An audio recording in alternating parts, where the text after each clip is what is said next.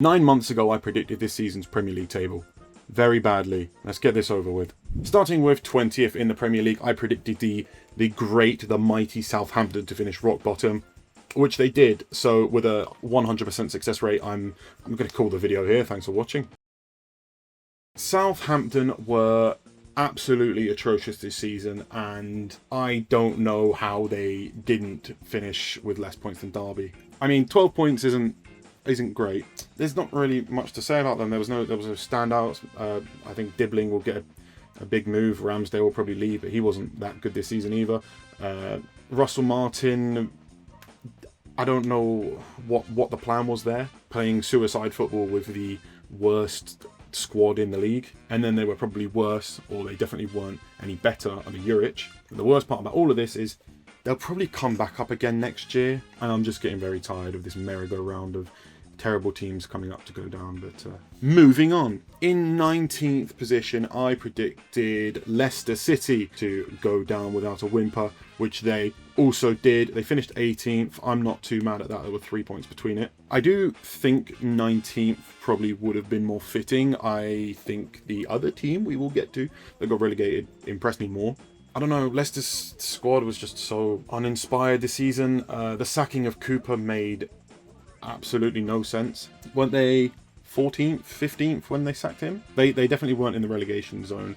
And then Van Nistelrooy came in, beat West Ham, because of course he did. They went half a year without scoring a goal.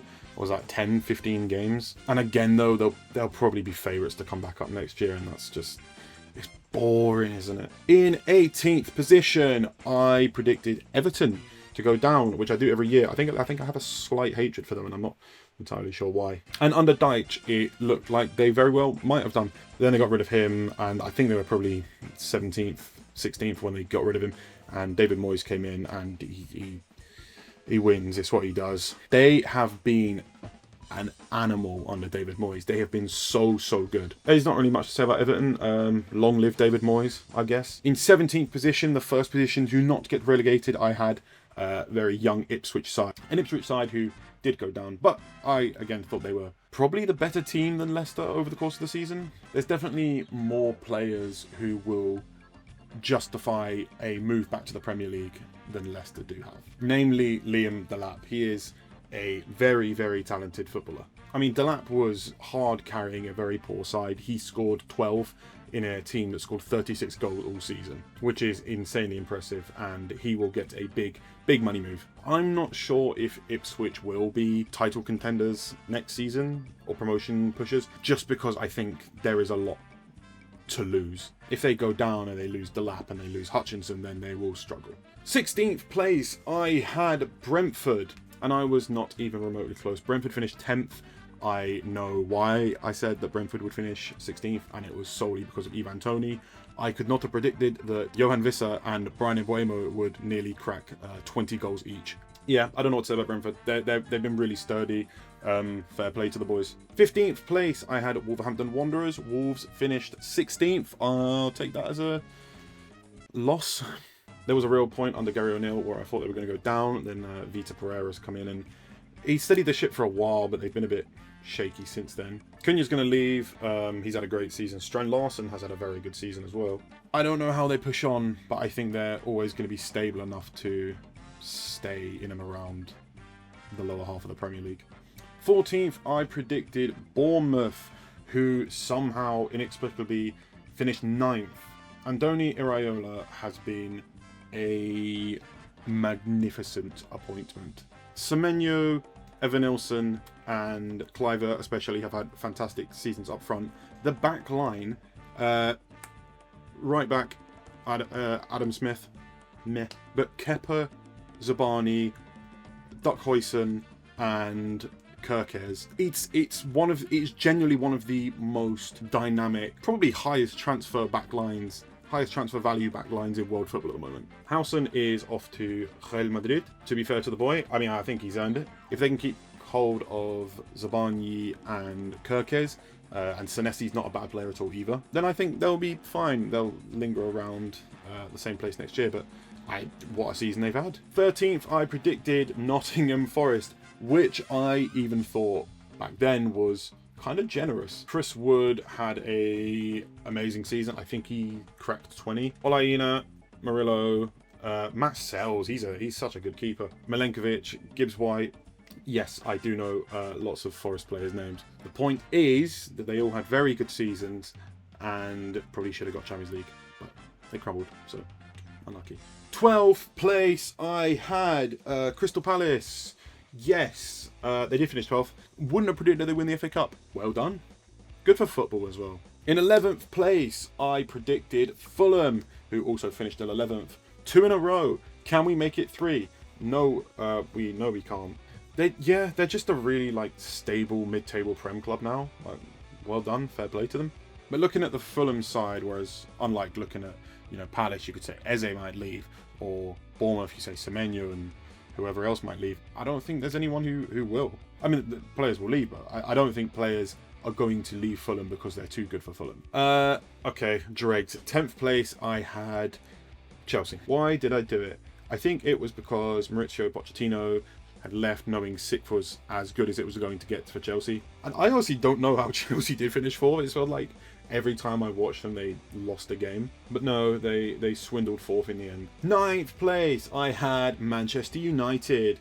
And no, they were way worse. The great Manchester United by name only now. Man United finished 15th in the Premier League. They are really going to struggle to bring players in because they're really going to struggle to offload. I mean, you probably spend near $1 million a week on Rashford, Sancho and Casemiro, and none of them should be playing for Man United anymore. In 8th place, I predicted Newcastle, who finished 5th and won the Carabao Cup. And that is very impressive. Newcastle's team is very strong, and the midfield of Tonali and Bruno and Joe Linton is up there with some of the best. I do think in the next 5 years we'll see a season where Newcastle really compete for a Premier League. In 7th, I don't think we need to do this one actually. I predicted my beloved West Ham United. We were terrible under Lopetegui, and we've not been any better results-wise under Potter, but I trust the process with him. I like Graham Potter, and I think we'll push on next season, but maybe just to 10 or 11th. 6th place, I predicted Brighton, who finished 5 points behind that in 8th. It's very hard to predict where a selling club is going to finish, because when they're bringing in fresh first-team players, when it's a revolving door of first-team players, you can never know how they're going to do it, especially when they're such unknowns. You look at that Brighton squad and you tell me how many of those starters you knew existed 5 years ago. If you tell me more than 7, you're a liar. I don't believe you. In 5th position, I predicted Aston Villa, who finished 6th on level points. So Villa had a very, very strong Champions League run. They were knocked out by PSG in the quarter-finals, I think, but every other Prem side was knocked out by PSG as well. I do remember that after every game, up until Wolves, after every Champions League game, they lost it. They nicked a draw against us, but I think that was 1 point in their first 7 or 8 games after the Champions League, which definitely slowed down the season. And it surprises me, because you think if anyone would be able to find that management of Wednesday, Saturday, it would be Unai Emery. I digress because I'm delaying the inevitable. 4th place, I put Tottenham Hotspur. Tottenham Hotspur, who finished 17th. I don't really know what I was expecting. I mean, they did all right last season, didn't they? I mean, look, I had them to finish 4th, which would have gotten the Champions League. They got Champions League. So, am I a secret genius? No, I don't want to talk about Tottenham anymore. Let's move on to 3rd place. I had Liverpool. I had Liverpool to finish 3rd. Why? Oh, why did I have Liverpool to finish 3rd? I had Liverpool to finish 3rd because they didn't sign anybody. It was Chiesa, and then they signed Mamardashvili, but he's not been here yet. It's not like Chiesa made a big impact either. I'm also starting to think the poison chalice just doesn't exist. I think the reality is that Man United were just on the decline, because Arne Slot has done a fantastic job. They leapfrogged Arsenal and they leapfrogged City. Although, I'm not saying that they're not deserved champions, because they're champions, but 84 points is really surprising. But you know what, Liverpool? Well done. You can have this one. 2nd place, I had the easiest prediction of the entire season is Arsenal to finish second. Because of course they would. Because of course they weren't going to win anything. They had a very respectable Champions League run. And I just want to say, this whole thing about Tottenham have had a better season because they won something. Absolutely not. You enjoy the games game by game, and Tottenham have lost like 20 games. 11 wins in the Prem for Tottenham. It's not about Tottenham, it's about Arsenal. Arsenal need a dynamic, tricky winger, and if they want Mohamed Kudus, they can have him. 120 million, 50 mil for Danny Ings. So in first place, I had the not so great this season Manchester City. It was the getting rid of Alvarez that I genuinely think screwed them. It was the when it wasn't working for City up front with Haaland anymore, they didn't have a backup choice. They had a plan A, and when that plan A didn't work, they had to stick with it. It's just a lot of players that they just kind of don't seem to know what to do with anymore. I think Josko Vardio was their best player by a country mile. I mean, there were points where they were like 7th and 8th. Do I think City will come again next year?